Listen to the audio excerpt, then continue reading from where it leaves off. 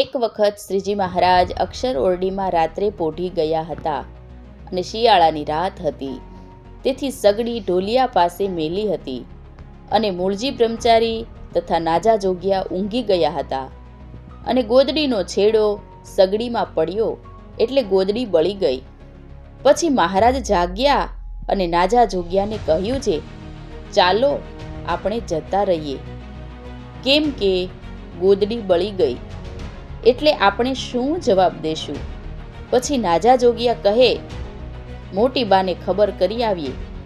પછી નાજા જોગિયા દરબારમાં આવી મોટી બા તથા લાડુબાને વાત કરી જે મહારાજને ઓઢવાની ગોદડી બળી ગઈ, તે સારું મહારાજ કહે છે જે આપણે જતા રહીએ. પછી મોટી બા તથા લાડુબા બોલ્યા જે મહારાજને કહેજો જે તમારો મેલ લઈને ગોદડી બળી ગઈ અને એવી ગોદડીઓ અમારે એક એક બહેનને 100 છે. તે વખતે મહારાજે બાઈઓને દર્શનની બંધી કરી હતી.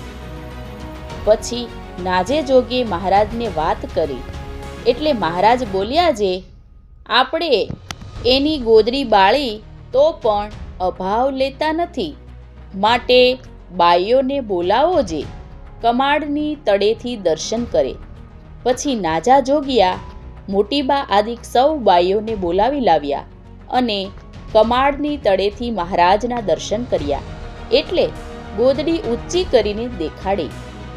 ત્યારે મોટીબા તથા લાડુબા બોલ્યા જે મહારાજ ગોદડી બળી ગઈ તે ખેર, તમારો મેલ લઈને ગઈ.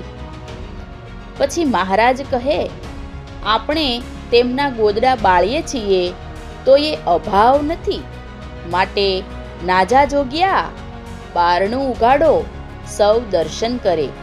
પછી અક્ષર ઓરડીનું બારણું ઉઘાડ્યું એટલે સૌએ દર્શન કર્યા અને નવી ગોદડીયું લાવી મહારાજને ભેટ કરી. હું તો થઈ છું હવે સતસંગી, મારે પ્રભુ સાથે પ્રીતય ભંગી. મને મળ્યા સહજાનંદ સ્વામી, સચિદાનંદ અંતરજામી, સચિદાનંદ અંતરજામી.